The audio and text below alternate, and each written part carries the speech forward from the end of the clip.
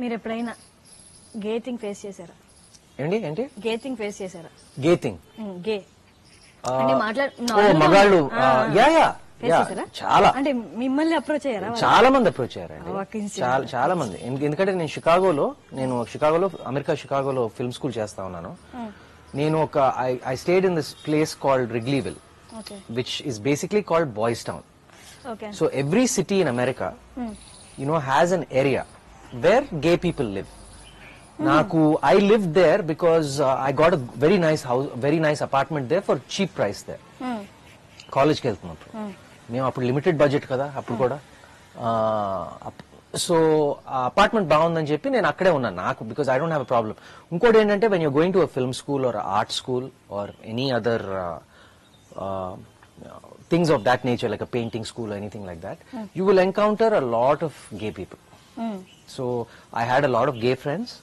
I lived in a gay area, and I got approached by a lot of gay people also. Like a lot of men hit on me. Yes. మీరు ఎలా face చేశారు? అంటే కొంతమంది avoid చేయడానికి కొంచెం కష్టం. లేదండి, ఊరికే చెప్పాలి that you are not gay అని చెప్పాలి అంతే. అంతేనా? You are not gay. I'm not gay. Yeah, ఇండియాలో కూడా ఫేస్ చేశానండి. ఇండియాలో కూడా ఉన్నారండి చాలా మంది, నాకు తెలుసు. నాకు చాలా మంది ఫ్రెండ్స్ కూడా ఉన్నారు. అండ్ ఇండియాలో ఏంటంటే కొంచెం అమెరికాలో ఫారిన్ కంట్రీస్ లో అసలు ప్రాబ్లమే లేదండి చాలా వరకు.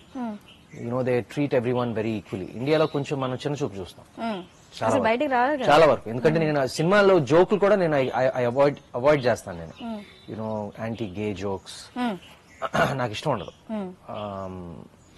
బట్ ఇక్కడ కొంచెం అప్రోచ్ అయినా కూడా like you know it and you'll just kind of like laugh it off and just say that like hey dude, I'm not gay, I'm straight.